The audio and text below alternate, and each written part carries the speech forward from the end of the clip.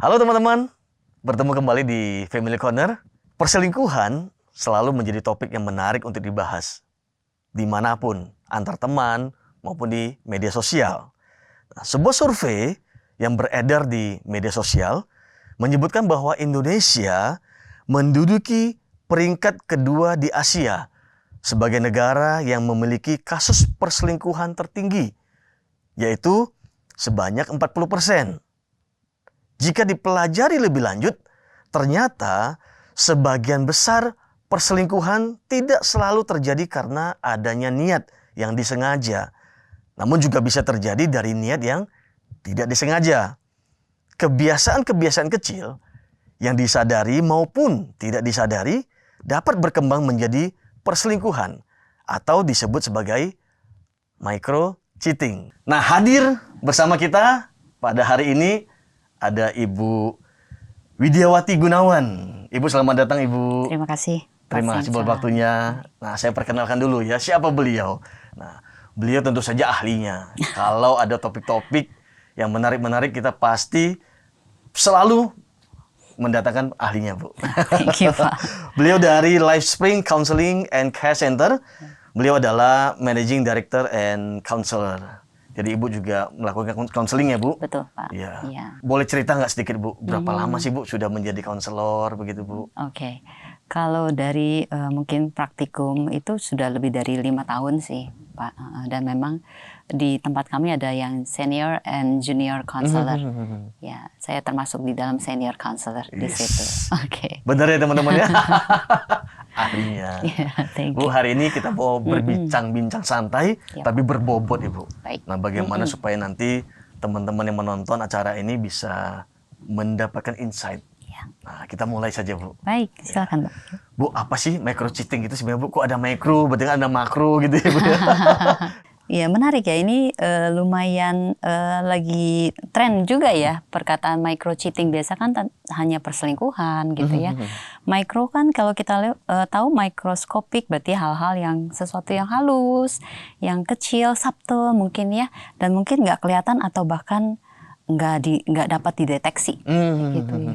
Nah itu nggak kelihatan kasat mata ya, betul, gitu, ya? betul. Ya, kelihatannya kayak biasa aja kok, kelihatannya kayak oke aja seperti itu. Tapi kalau itu terus dilakukan, maka akan mengarah kepada tadi affair. Ya, awalnya memang sifatnya subjektif ya. Kalau micro cheating juga sebetulnya karena subjektif kan berarti buat saya mungkin itu termasuk cheating, tapi buat Bapak mungkin enggak. Ya, buat saya mungkin itu tidak termasuk dalam cheating, tapi mungkin buat pasangan saya yes. Nah itu yang bersifat jadinya agak sulit dideteksi. Iya, iya. Jadi tolak ukurnya gimana kalau gitu, Bu? Tolak ukurnya Iya, ya. tolak ukur bahwa yang ini namanya micro cheating, yang ini bukan, kan subjektif ya, Bu? Iya, betul. Nah itu lebih aware kepada perasaan sendiri sih. Ya, tolak ukurnya. Kalau kamu merasa bahwa oh kok hal ini membuat kamu merasa senang, nikmat dan ingin mengejar gitu ya. Kepuasan itu, nah itu menjadi tolak ukur. Jadi mungkin ada emosional yang terlibat di dalamnya, itu juga bisa jadi tolak ukur. Oke. Ya. Tapi kan kalau bisa senang nih, Bu, misalnya senang, saya berteman dengan teman saya, tapi saya senang, karena senang saya mau berteman kan, Bu ya. Betul. Kalau nggak senang mungkin saya tidak akan berteman lagi. Betul. Sekali ketemu ya sudah, tapi karena senang ngobrolnya, lalu akhirnya saya senang ada apa namanya, saya senang lah ya ngobrol dengan dia, itu berarti juga harus mulai aware. hati-hati ya, Bu ya? Iya, betul. Oke. Mulai hati-hati. Oke. Dari hal-hal kecil seperti itu. Iya, betul, Pak. Oke. Hal-hal kecil seperti ngopi dengan teman kerja, ya, makan dengan teman kerja, ya, atau mungkin seperti kayak dipuji, misalnya tadi ya, dandanannya hari ini oke banget nih. Nah, itu juga bisa mengarah, walaupun kan awalnya kayaknya normal aja ya, Iya. untuk hal-hal seperti itu. Namanya memuji kan ya biasa, Bu ya, sebagai teman ya. Betul. Iya. Nah, dalam hubungan kita dengan pasangan kan nggak berarti bahwa kita berhenti meresponi itu ya perhatian dari orang lain kan. Karena kita social being ya, kita human being yang relational. Jadi hal-hal seperti itu yang mungkin nggak bisa kita langsung matikan. Kalau ada orang kasih perhatian kan jadi aneh juga kan ya sebetulnya. Atau kita bilang, saya dilarang untuk menerima komplimen pujian dalam bentuk apapun. Oke. Karena itu Pasang di sini, Pak. Iya, iya. Tapi itu kan juga dianggap jadi sesuatu yang tidak lazim. Iya. Ya, nah itu kan kita nggak pingin ya sesuatu yang kayaknya kita aneh. Pastinya. Dan memang micro cheating itu juga terjadi dalam sebuah spektrum. Ya benar, kayak sekali-sekali nggak apa-apa sih. Tapi kalau untuk terjadi berulang kali dan menjadi pola, nah itu yang bisa menjadi masalah sebetulnya. Yang kadang-kadang kita nggak ngeh ya di situ ya. Tapi kita di sini ini juga sebuah decision, Pak, untuk kita masuk ke dalam jalan yang mungkin licin. Kita tahu ini licin nih, ya. Pernah hiking ya Pak ya? Kalau hiking kan ada tempat-tempat yang lereng yang licin gitu ya. Kalau kita nggak pakai boundaries, tongkat atau pakai bantuan, pasti tergelincir gitu ya. Nah itu tuh sebetulnya, jadi itu sebuah spektrum sebetulnya yang perlu sebenarnya kita waspadai aja sih. Jadi yang paling bisa menilai tentu saja diri kita, Bu ya. Betul. Oke. Nah, sebelum lebih jauh nih, bentuk-bentuk micro cheating itu apa saja sih, Bu? Supaya mungkin teman-teman juga bisa tahu nih, Bu. Bentuk-bentuk micro cheating tuh yang tadi kita sudah sebutkan di awal, mungkin ngopi bareng, makan bareng gitu ya. Bahkan sampai curhat bareng. Itu juga termasuk nanti di dalamnya sebagai micro cheating. Ya, atau kadang-kadang kontak dengan teman lama atau mantan. CLBK ya, Bu ya. Reuni kan banyak ya Pak ya sekarang ya. Terjadi seperti itu. Betul. Kontak awalnya mula-mula kontak aja selamat pagi gitu ya. Tapi kan lama-lama jadi asik nih ngobrolnya ternyata. Nah itu juga mungkin salah satu bentuk. Atau Pak sekarang mungkin bentuknya sosial media ya. Main game online bareng, nggak kenal nih orang ini juga jauh di entah di mana gitu.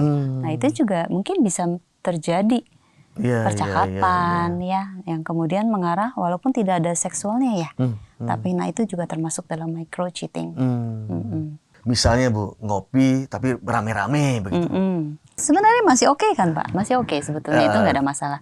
Tapi kalau kita ada perhatian khusus kepada seseorang dan itu terus dilakukan, nah itu juga mungkin menjadi ladang yang subur ya. Jadi balik lagi kepada moral kompas mungkin yang kita punya. Jadi sebenarnya juga moral kompasnya yang harus diperbaiki nih, Bu. Lebih di aware aja ya. Kadang kita lupa sih. Karena gini, kita attract kepada sesuatu yang positif. Ya, ketika kita merasa bahwa ini positif dan ini menyenangkan, loh why not gitu kan. Dan kita kan darah daging ya Pak ya. Iya. Cenderung lebih suka pada hal-hal yang membuat kita senang atau happy. Menarik nih teman-teman bahwa pada dasarnya pasti kita sebagai manusia mencari kenikmatan, Bu. Betul. Sesuatu yang membuat kita bahagia. Betul. Nah, justru pertanyaan berikutnya nih, Bu. Jadi penyebab micro cheating itu apa kalau gitu, Bu? Penyebabnya ya, biasanya memang adanya kekosongan sih Pak. Setiap manusia punya basic needs. Ya basic needs itu adalah dilihat, didengarkan, dihargain, dicintai. Ya, kadang divalidasi atau diafirmasi. Itu kita punya kebutuhan. Tapi kalau itu ternyata kita nggak dapat kan kosong ya rasanya. Nah itu juga termasuk sesuatu yang akan kita cari sih. Nah kalau dapat di luar, wah itu kan kita kejar dong. Karena itu kan kebutuhan kita untuk memasuki sebuah yang kosong. Ternyata ngopi dengan dia itu enak. Betul. Iya, yang tadi kosong tadi itu diisi. Iya, kan saya didengerin. Iya. Kayaknya saya penting nih. Feel significant, important gitu ya. Ini pria wanita kan sama aja, Bu ya? Sama Pak, sama. Betul. Iya. Ya, apalagi kalau tadi kita ngomong mengenai trauma misalnya. Waktu kecil mungkin ada sedikit trauma T kecil yang kita bilang ya. Dimana mungkin dari orang tua mungkin ada nggak dapet misalnya. Itu kan kosong tuh. Ya, ketika dengan pasangan ternyata kita bawa tuh trauma. Gitu ya. Nah, kemudian dengan orang lain ternyata lebih dapet nih. Nah, itu yang kemudian menjadi mungkin cikal bakal atau jadi penyebab. Misalnya juga berarti di rumah nggak pernah dipuji. Iya, Pak. Kemudian di kantor dipuji tadi, Bu ya. Iya. Kamu keren banget hari ini. Wah, sekali. Betul. Dan sekali begitu kan ingat ya Pak ya. Kan semua manusia senang dipuji ya. Betul, senang dipuji. Divalidasi, diafirmasi. Betul, kita butuh banget. Betul. Iya. Iya. Apalagi kalau dengan pasangan udah biasa aja ya Pak ya. Apalagi puluhan tahun misalnya, Bu. Betul. Ngapain sih dipuji? Udah tahu lah. Betul. Apalagi kalau mungkin di rumah pakainya baju rumah ya. Ya, ya. Di kantor rapi, Ya. di rumah berantakan. Tapi itu mungkin salah satu ya Bu ya. Itu juga menarik bahwa ketika di kantor kita berpakaian rapi sekali, Betul. ya terbaik. Betul. Tapi ketika di rumah kita rasa ya sudahlah buat orang rumah saja. Ya. Mungkin celana kolor yang seadanya, baju yang ini nggak ada wangi-wanginya. Bu ya kalau di kantor kan wangi, pakai parfum, cat. Betul. Jadi perlu juga di rumah kita memoles gitu ya Pak. Ya. Oh. Betul Bu ya. Jadi yang menikmati Ya. juga orang kantor menikmati, orang-orang di rumah juga menikmati. Betul. Iya. Iya. Kadang kan pujian bukan hanya di rumah ya, tapi di kantor. Oke, tapi kalau di rumah juga bisa mengimbangi kan harusnya Iya, why not? Betul. it's okay ya Bu ya. Betul. Iya, iya. Itu kebutuhan mendasar sih Pak, basic needs ya. Penyebabnya bisa macam-macam, cuma memang berarti intinya adalah kekosongan tadi Bu. Kekosongan Kekosongan. yang menimbulkan kemudian disconnected ya. Mhm. Disconnected antar pasangan ya. Mungkin masing-masing sibuk ya ngejar karir. Ya, sekarang banyak suami istri bekerja. Ya, masing-masing sibuk dengan karirnya atau masing-masing juga kecewa dengan ekspektasi yang mungkin tadi dibawa di dalam pernikahan ternyata nggak ketemu. Jadi diem aja. So masing-masing jalan-jalan sendiri, nah itu disconnected. Iya, iya. Ya, secara emosional. Berarti komunikasi yang sudah tidak berjalan lagi Bu. Betul, betul. Komunikasi udah jarang ada deh, verbal maupun mungkin secara emosional ya. Verbal kenapa enggak? Ya takut ribut Pak. Ngapain sih ribut? Dah diem aja deh. Atau malu Bu. Bisa juga. Atau tidak terbiasa. Betul, misalnya Benar. kok saya nggak pernah dipuji lagi ya, tapi kalau saya ngomong malu masa udah umur segini masih minta dipuji sih. Iya, betul. Itu bisa jadi juga. Kayak nggak usah diminta dong. Nah itu ekspektasi. Sehingga jadi mungkin ya jadinya disconnected. Kosong. Ya kalau mobil tangkinya kosong Pak, nggak bisa jalan jauh. Iya, iya, iya. Sehingga ya kita perlu mengisi itu kan. Diisinya Nah, di tempat yang lain ya Bu ya. ternyata ada yang ngisi ya. Nah itu teman-teman ya. Jadi secara psikologis itu yang terjadi. Pertanyaan berikutnya Bu, nah bagaimana sebenarnya micro cheating ini akhirnya bisa menjadi perselingkuhan yang serius? Ada sesuatu yang kita kejar, yang kita rasa itu lebih important. Gitu ya. Kita udah lupa lagi deh dengan moral kompas karena yang di sana itu kayaknya lebih menarik. Ya.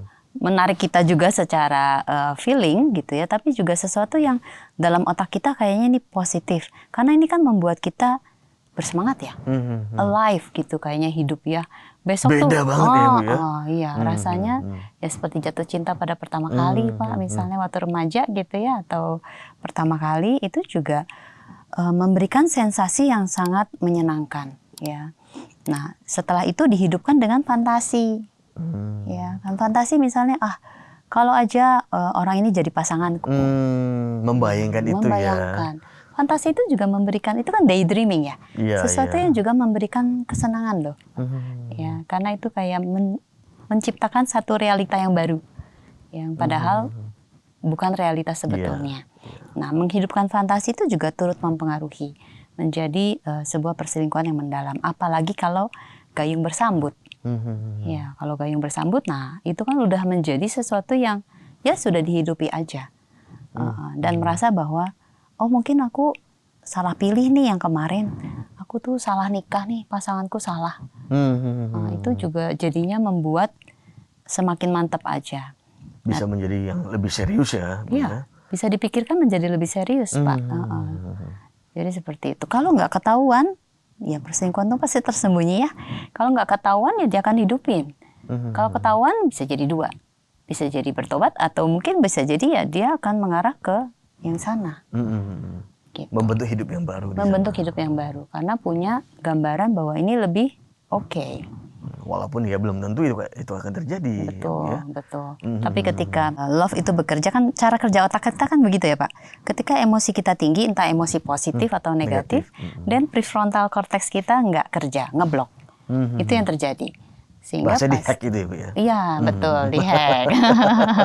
Good Pak, ya di-hack. Jadi ya nggak bisa mikir secara benar salah, pakai hikmat, ya bijaksana, itu akan sulit. Berarti memang bucin pun bisa terjadi. Iya. Bukan cuma anak Bisa muda. terjadi, betul. Dan perselingkuhan ini memang terjadi di antara umur dewasa muda loh Pak, 25 sampai 40 gitu. Iya. Di atas 40 tetap ada, maksudnya bukan nggak ada tapi lebih kecil presentasinya. Perselingkuhan bisa terjadi dalam, ya kita harus lihat bahwa fenomena sekarang baik dengan lawan jenis maupun pada akhirnya dengan sesama jenis ya Bu ya. Betul. Dalam banyak kasus kan itu juga bisa terjadi, betul nggak Bu? Betul Pak, betul juga ya. Jadi kadang-kadang kita nggak mendapatkan itu di pasangan dan kemudian mendapatkan itu di mungkin teman yang sesama jenis misalnya ya. Awalnya just ngobrol-ngobrol aja sih sebetulnya. Dan curiosity itu sangat-sangat bekerja ya di situ ya. Apa sih ini akan terjadi next gitu? Apa sih? Walaupun di dalam hatinya mungkin nggak mau misalnya just teman doang gitu ya.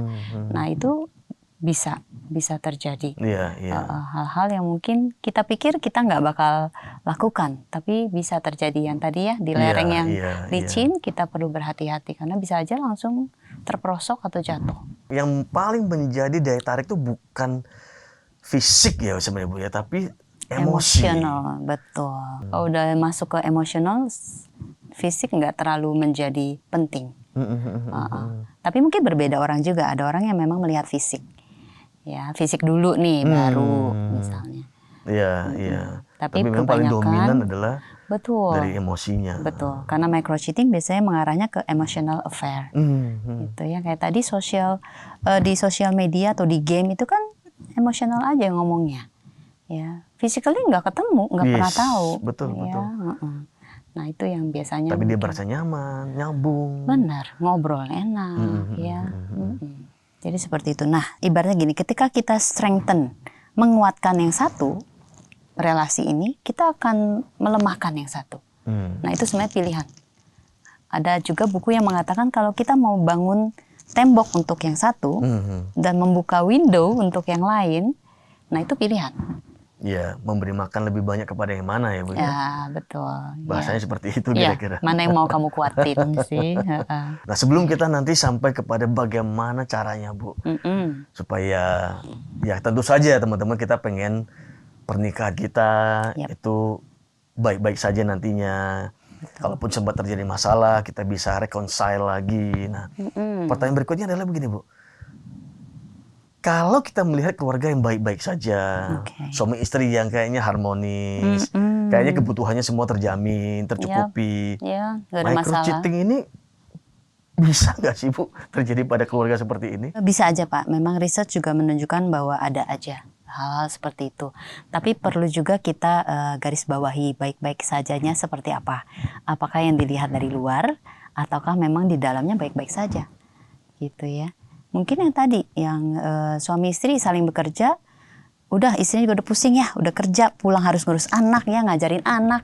Belum lagi kalau nggak ada pembantu atau harus mengurus yang lain lagi. Udah nggak ada waktu Pak untuk mikirin hal yang lain. Ya suami juga mau minta, perhatian itu udah kayak ngapain sih, udahlah. Ya udah nggak usah kayak minta-minta seperti itu. Udah jalan sendiri-sendiri. Jadi mungkin yang satu merasa puas aja, happy aja dengan pernikahan aku. Tapi yang satu merasa kurang happy. Tapi nggak didiskusikan atau nggak dikomunikasikan. Nah itu. Buat orang luar baik-baik saja Pak. Ada nggak Bu kaitannya antara orang yang sejak pacaran itu suka micro-cheating gitu ya dengan pasangannya. Nanti setelah menikah, ya itu memang sudah jadi kebiasaan yang dia akan lakukan terus-menerus. Ada nggak Bu korelasi seperti itu? Atau sebenarnya micro-cheating itu ya memang hanya untuk orang yang sudah menikah saja. Kalau masih pacaran ya itu tidak disebut. Tetap Pak ya, tetap. Dalam satu relasi yang punya komitmen, pacaran saya rasa juga punya komitmen ya. Jadi bukan open relationship. Nah kalau seperti itu bisa aja sih terjadi. Ya. Atau ada juga orang bilang bahwa ya udah sebelum menikah aku happy dulu, have fun dulu gitu. Nanti setelah menikah aku komitmen. Ada juga. Tapi kalau tadi ya Pak, kalau mengenai kebiasaan kan itu sesuatu yang jadi karakter nantinya. Betul. Nah itu yang perlu diwaspadai aja. Iya. Nah kalau begitu bagaimana Bu saran Ibu buat kita mulai dari yang pacaran dulu Bu. Supaya itu tidak jadi kebiasaan. Nah bagaimana supaya teman-teman kita semua bisa kalaupun sudah mulai sedikit-sedikit ya kita tahu bagaimana caranya. Yang belum melakukannya kita tahu cara antisipasinya. Menurut Ibu gimana Bu tips dari Ibu untuk yang pacaran? Untuk yang pacaran ya. Ya tetap melatih komitmen itu ya, walaupun nggak gampang. Ya, karena godaan mungkin juga banyak ya, dan merasa bahwa ketika pacaran ya masih bisa terjadi sesuatu misalnya. Sebelum janur kuning katanya berkibar. Pacaran ya lebih coba untuk lebih mengenal satu sama lain gitu. Lebih tahu apa sih yang menjadi misalnya konflik-konflik dan belajar untuk conflict resolution. Nah, di situ adalah saatnya. Jadi nggak usah kemana-mana nyari-nyari nggak jelas nantinya. Lebih baik coba fokus satu dan coba kita kerjakan. Nah, di tempat kami juga biasa ada premarital, Pak. Premarital bukan untuk yang benar harus langsung mau merit ya. Tapi lebih kepada menjajaki apa sih nih karakter-karakter kita nih, kemungkinan konflik di mana sih? Nah, dibicarakan di awal. Bu, ada nggak sih cara mengecek pasangan saya ini punya kekosongan apa sih? Atau saya sendiri punya kekosongan apa? Sehingga ketika nanti akan melanjutkan ke jenjang pernikahan, mulai tahu nih, kan sama-sama mengakses ya, mengukur. Ternyata kekosongan saya ada di sini nih. Kekosonganmu ada di sini nih. Baik dari sisi trauma yang pernah dialami masa kecil, atau gimana Bu? Ada atau cara mendeteksinya gimana, atau kan karena itu kan bahaya tadi Bu ya, kalau ternyata kita menikah dengan orang yang banyak kekosongannya, dia kan terus mencari kan Bu. Itu masalahnya. Iya, betul. Gimana cara mendeteksinya? Biasanya memang kalau pacaran biasanya kita lebih menekankan pacaran jangan cuma sebentar dan menikah. Minimal 2 tahun. Dengan 2 tahun kita akan lebih mengenal kebiasaan, apa sih yang dia nggak suka, apa sih yang dia suka. Love language itu saya paling sering pakai dan saya suka banget. Walau mungkin ada orang yang merasa nggak terlalu gimana. Tapi itu menurut saya penting banget. Dan itu ada tesnya Pak, love language ya. Teman-teman, ada tesnya. Ya, love language ada tesnya. 5 love languages. Nah, itu bagus juga. Nah, itu juga termasuk kebutuhan mendasar. Kebutuhan mendasar yang tadi Pak, didengerin ya, jangan dijudge gitu ya. Kalau orang ngomong, kadang dengan pasangan kita udah bias sih ya, sometimes. Jadi kita udah mulai langsung ngejudge, kamu sih begini, kamu sih begitu. Nah, itu nggak enak. Jadi sebenarnya kebutuhan mendasar itu yang justru perlu dipenuhi aja. Jadi buat yang pacaran ya memang harus jangan terlalu cepat menikah ya Bu ya. Iya Pak. Jangan. Saling mengenal dulu. Betul. Mungkin begini, ada orang yang ketika pacaran mikir nanti dia akan berubah deh. Kan Bu ya, begitu ya Bu ya. Harapannya ekspektasi seperti itu. Ekspektasi Pak, betul. Balik lagi ekspektasi. Benar. Betul. Jadi mungkin lebih baik ya sudah, apa adanya dulu kita lihat. Saya bisa terima dia nggak sih? Betul. Dia bisa terima saya nggak? Iya benar. Jangan kita masuk dalam pernikahan dengan ekspektasi saya bahwa dia akan jadi seperti ini. Berfantasi tadi Bu. Nah, bisa jadi. Jadi ketika menikah kok nggak berubah nih, kecewa, marah, resentment. Ya kan ya, dan kita kayak mengubah pasangan kita, padahal itu yang sama sekali nggak bisa. Jadi itu benar-benar mitos kalau kita bisa ngubah pasangan kita. Memang di Indonesia kayaknya tidak terlalu umum bahwa kalau dalam pacaran kemudian ditemukan bahwa pasangan itu punya problem yang dia harus beresin, ya dia harus beresin dulu. Kalau sudah selesai baru kita lanjutkan ke jenjang yang lebih, tapi lebih banyak penerimaan. Ya sudah deh. Nanti juga dia berubah. Ya itu hal kecil, udah terlanjur cinta. Tadi kan Ibu katakan jangan terlalu cepat menikah. Tapi ada juga yang mungkin sebaliknya, terlalu lama pacaran. Jadi ketika mau putus, sayang Bu. Aduh ya sudah deh. Udah terlanjur mulai dari nol lagi, kayak SPBU kan. Udah 6 tahun, 8 tahun. Betul. Aduh sayang banget, udah deh lanjut aja deh. Walaupun banyak red flag-nya. Kan itu yang sering terjadi akhirnya Bu. Betul. Sehingga ketika menikah, nah kan udah gue bilang, aduh feeling gue udah bener nih, kenapa gue gitu. Iya. Jadi tidak ingin menyesali sesuatu. Itu. Ya betul. Jadi kayaknya memang perlu dibiasakan ya Bu ya, bahwa kalau memang pasangan kita ada sesuatu ya kita sama-sama terbuka. Betul Ibu Pak. bilang ya. Betul. Oh dia punya kekurangan apa, love language-nya lah, atau kekosongan apa, ya itu harus diberesin dulu. Dikomunikasikan. Komunikasikan, betul. Iya. Istrinya love language-nya quality time. Ya, suaminya bukan nih, suaminya lebih kayak acts of service ya. Jadi suaminya memberikannya sibukan dia kerja. Jadi memberikan dengan memberikan banyak hal yang istrinya perlukan. Tapi buat istri, iya sih itu penting. Tapi nggak fundamental banget buat dia. dia lebih suka kayak ngopi bareng gitu ya, didengerin. Nah itu dia feel love. Nah, seperti itu. Nah kalau itu nggak seimbang. Iya, Ya, iya. Berarti jadi kita sekarang udah repot. masuk ke, tadi kan pacaran, sekarang masuk ke yang pernikahan nih Bu. Oke, Nah berarti ya. harus saling memahami love language masing-masing, Betul. apa yang dia butuhkan. Kalau ngopi bareng aja udah seneng ya, Ya. berarti Gampang, saling Mbak. secangkir kopi berapa sih Bu ya? Tapi bisa Ya. membangun keharmonisan kembali. Yes, betul, betul. Nah, ternyata memang ketika menikah pun kita perlu untuk terus memupuk love-nya itu, karena nggak mungkin love-nya akan terus ada gitu ya tanpa kita lakukan sesuatu. Ya, ternyata memang ada PR-nya nih ketika menikah. Ya, tetap perlu melakukan sesuatu action. Love is action. Ya, jadi love is not just a feeling, itu juga sebuah action. Action terhadap komitmen yang kita udah buat. Dan tidak ada korelasi antara lamanya pernikahan dengan love itu Bu ya. Makin Iya. lama makin cinta enggak juga ya Iya, Bu ya. heeh. Harus ada action tadi. Betul, betul. Ya, Iya, itu yang iya, PR ya Pak ya, Betul, kayaknya betul. ya. Menarik. Kalau misalnya sudah terjadi nih Bu, Oke. nah, yang tadi kita mau bahas nih Bu, kalau sudah sampai terjadi, entah itu micro cheatingnya atau mungkin sudah lebih serius, oke, moral compass-nya misalnya udah mulai, ya dia merasa I'm okay gitu loh, dan ya ini nggak apa-apa kok. Nah, bagaimana sebenarnya untuk memulihkan ini semua Bu? Jadi ini pilihan ya Pak ya. Mau dipulihkan, mau bareng lagi, atau gimana? Dari beberapa sisi. Kalau seperti itu. Kalau memang mau balik lagi dan maksudnya oh ya saya tahu yang itu salah, saya nggak bermaksudnya udah yang kesana lagi, dan balik ke istri.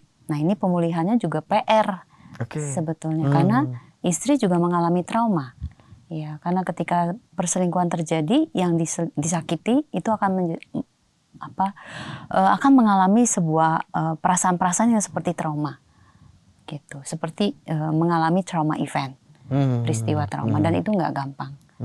Ya, nah perlu memang kedewasaan hati, kedewasaan pikiran di dalam untuk menjalankan ini. Biasanya butuh berapa lama Bu? Misalnya buat suami yang selingkuh, kemudian istri mengalami trauma, biasanya butuh berapa lama Bu untuk memulihkan itu? Tergantung dari personality sebetulnya. Kalau dia dulu pernah mengalami trauma yang juga misalnya orang tuanya berselingkuh, itu juga bisa cukup lebih lama dibanding yang enggak misalnya. Biasanya ini kan juga berarti mengalami kedukaan ya buat istrinya. Ya, kedukaan, kehilangan sesuatu kan tadinya. Itu biasanya kalau kedukaan aja yang normal bisa 6 bulan. 6 bulan sampai 1 tahun.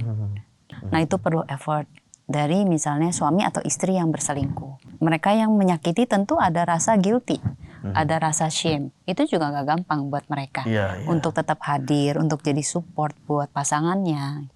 Itu juga sulit. Nah itu yang akan kita bahas biasanya di dalam sesi konseling. Betul. Yang selingkuh itu kan tidak melulu pria Ibu ya. Betul. Betul ya Bu ya. Pak. Wanita betul. pun Bisa. ini ya lintas Bisa. gender sebenarnya Bu. Iya. Mau manapun. Benar.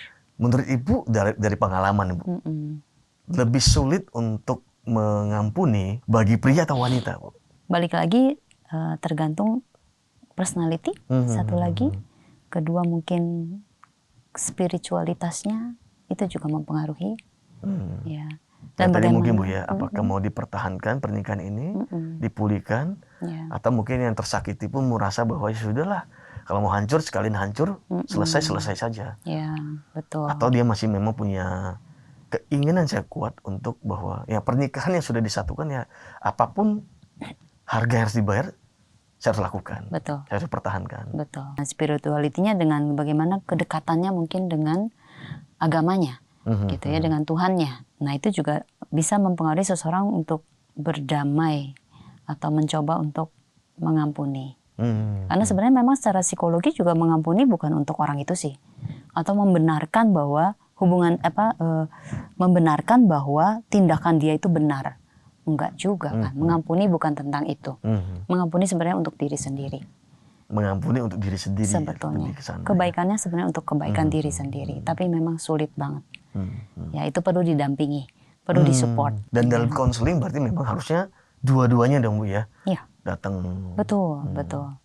Jadi dua-duanya datang, kita kerjasama, atau nanti beberapa sesi ke depan kita bisa individual session untuk membahas yang sendiri-sendiri. Menarik teman-teman ya, bahwa bagaimana micro cheating ini pada akhirnya bisa menjadi yang serius. Betul. Dan ketika itu sudah terjadi, pilihannya adalah sejauh mana kita mau memulihkan ini semua. Ya. Ya, memang ada sebagian yang memilih bahwa ya sudah deh.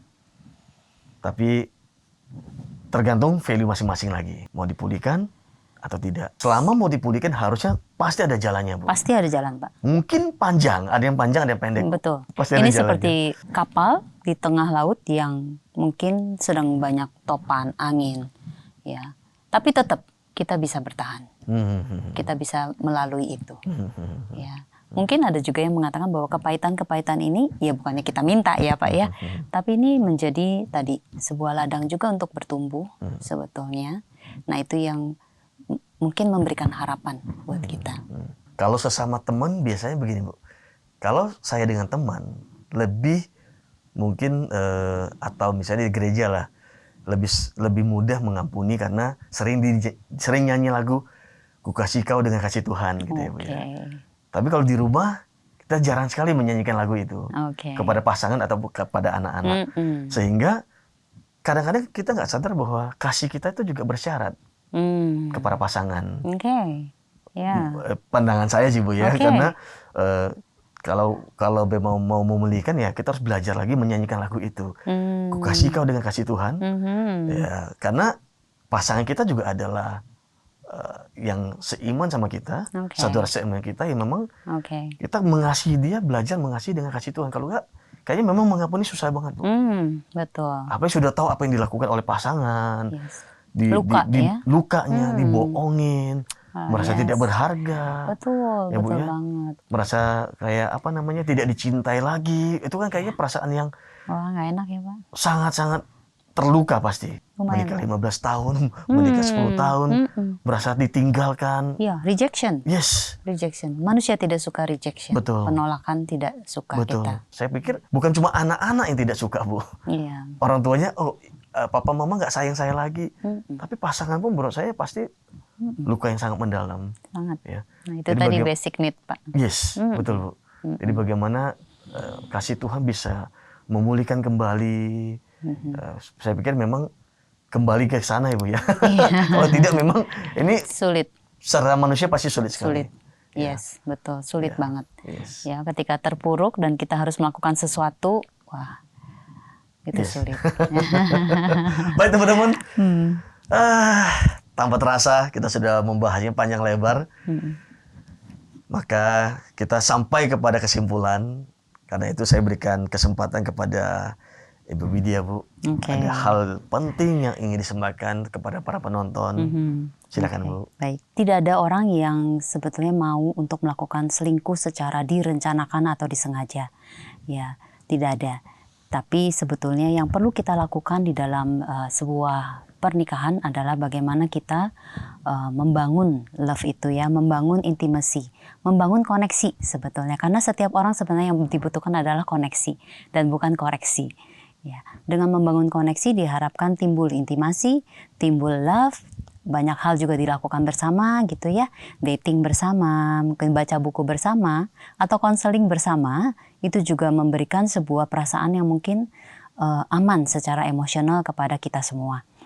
Ya, untuk itu coba kembali lagi kepada keluarga, kembali lagi kepada love yang mungkin sudah pernah dulu ada, kembali dihidupkan lagi, dan itu pasti akan membuat sebuah pernikahan atau sebuah relasi menjadi kokoh. Baik, terima kasih Ibu. Teman-teman, terima kasih. Sampai bertemu di edisi Family Corner yang berikutnya.